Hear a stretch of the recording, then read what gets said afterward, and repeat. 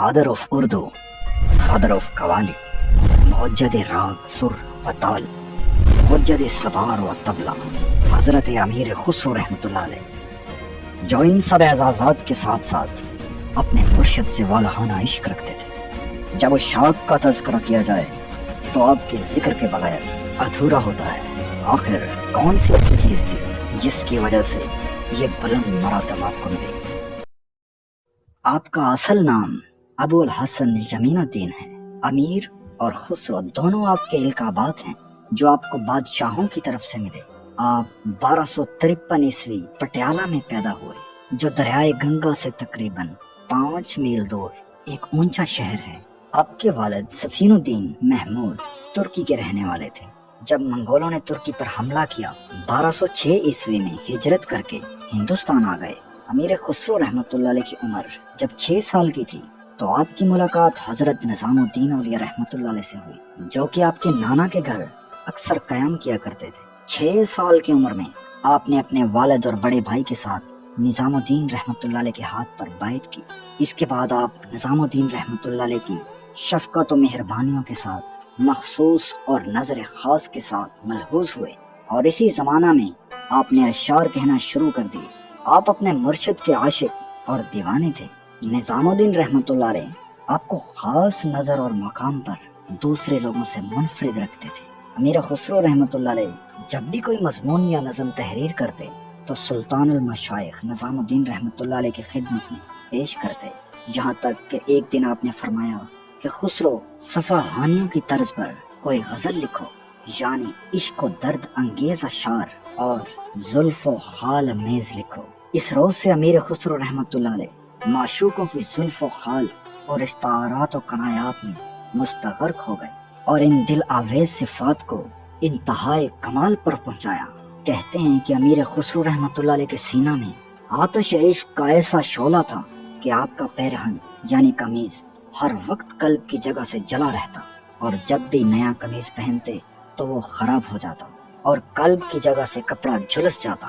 ایک دن آپ نے نظام الدین رحمۃ اللہ علیہ کی مداح میں ایک شعر کہا تو فرمان ہوا کہ کیا مانگتے ہو مانگو۔ چونکہ امیر خسرو رحمۃ اللہ علیہ نظم کے بارے میں حریص تھے اور ہوا سے سخن غایت درجہ رکھتے تھے، اسی لیے آپ نے شیریں سخنی کی درخواست کی۔ جواب ملا کہ چارپائی کے نیچے جو شکر کا تشت رکھا ہے، اس میں سے خود بھی کچھ کھاؤ اور دوسروں کو بھی بانٹ دو۔ آپ نے فوراً حکم کی تعمیل کی۔ بس یہی وجہ تھی کہ آپ کی شیریں سخنی جنوب و شمال، مشرق و مغرب تک تمام جہانوں میں مشہور ہو گئی۔ آپ بادشاہوں کے دربار میں رہا کرتے تھے اور اپنے سے پہلے تمام شعراء سے سبقت لے گئے۔ آپ نے کئی بار اپنے مرشد سے درخواست کی کہ آقا میں صرف آپ کی خدمت میں رہنا چاہتا ہوں، مگر انہوں نے فرمایا کہ ہمیں بھی ملتے رہا کرو، مگر اپنا دربار شاہی کا سلسلہ بھی جاری رکھو۔ نظام الدین رحمۃ اللہ علیہ آپ کو محبت سے ترک کہہ کر پکارا کرتے تھے۔ ایک دفعہ آپ نے امیر خسرو رحمۃ اللہ علیہ سے فرمایا کہ میں سب سے تنگ ہو جاتا ہوں، یہاں تک کہ اپنے آپ سے بھی، لیکن ترک تجھ سے کبھی تنگ نہیں ہوتا۔ ایک دفعہ پوچھا کہ ترک تمہاری مشغولیت کی کیا کیفیت ہے؟ عرض کیا آقا چند روز سے ایک نیا اتفاق پیش آتا ہے کہ جب پچھلی رات ہوتی ہے تو گریہ غلبہ کرتا ہے اور بجز رونے کے مجھے کچھ نہیں سوچتا۔ یہ سن کر نظام الدین رحمۃ اللہ علیہ نے فرمایا الحمدللہ، اب کچھ اثر ظاہر ہونا شروع ہو گیا ہے۔ آپ نے فارسی، ہندی اور سنسکرت میں شاعری کی۔ آپ کا کلام بہت مشہور ہو گیا۔ کھیت میں کام کرتے ایک کسان سے لے کر اہل سخن و معرفت کی مجالس میں ہر جگہ پڑھا جانے لگا۔ آپ کے مرشد نظام الدین رحمۃ اللہ علیہ نے آپ کو اپنی کلائے خاص پہنائی اور فرمایا کہ تمہیں چاہیے کہ کلمات مشائخ اکثر اوقات نظر میں رکھو۔ نظام الدین رحمۃ اللہ علیہ نے اس انتہا درجے کی شفقت و مہربانی کی اور امیر خسرو رحمۃ اللہ علیہ کی شان میں یہ اشعار فرمائے، جن کا ترجمہ یہ ہے: نظم و نثر میں خسرو کا نظیر بہت کم پیدا ہوا، ملک سخن کی بادشاہی خسرو کو مسلم ہے، وہ خسرو ہمارا ہے، خدا ہمارے خسرو کا ناصر و مددگار رہے۔ سبحان اللہ، اس سے بہتر و برتر اور کون سا مرتبہ ہو سکتا ہے؟ کہ حضرت سلطان المشائخ نظام الدین رحمۃ اللہ علیہ کی زبان فیض ترجمان سے امیر خسرو رحمۃ اللہ علیہ کے وصف میں سے کچھ جاری ہوا۔ جب نظام الدین رحمۃ اللہ علیہ کا انتقال ہوا تو اس وقت امیر خسرو رحمۃ اللہ علیہ سلطان غیاث الدین تغلق کے ساتھ تھے۔ جب سفر سے واپس آئے تو آپ کی انتقال کی خبر سن کر منہ سیاہ کر لیا، کپڑے پھاڑ دیے اور خاک میں لوٹنے لگے۔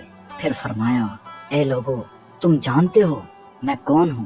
سنو، میں اس بادشاہ کے غم میں نہیں روتا، بلکہ میں تو روتا ہوں کہ میں زندہ کیوں ہوں۔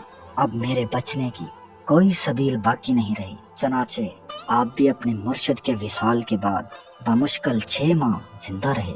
بروز بدھ 18 شوال 1325 عیسوی کو آپ کا وصال ہو گیا اور آپ کی قبر نظام الدین رحمۃ اللہ علیہ کی قبر مبارک کے پاس کی گئی، کیونکہ نظام الدین اولیاء رحمۃ اللہ علیہ نے اپنی حیات میں فرمایا تھا کہ تمہاری قبر میری قبر کے پاس ہوگی۔ آپ کی 99 تصانیف ہیں، جن میں سے تاریخ علائی، تغلق نامہ، خمسۂ خسروی، اعجاد خسروی اور افضل الفوائد چند ایک کتب ہیں۔ آپ کے لکھے گئے فارسی کے اشعار 5 لاکھ سے 4 لاکھ کے درمیان ہیں اور ہندی اشعار اس کے علاوہ بے شمار ہیں۔ موسیقی کے ساز طبلہ آپ ہی کی ایجاد ہیں۔ آپ نے کئی راگ اور تال ایجاد کیے جو آج تک کوئی بھی دوسرا نہ کر سکا۔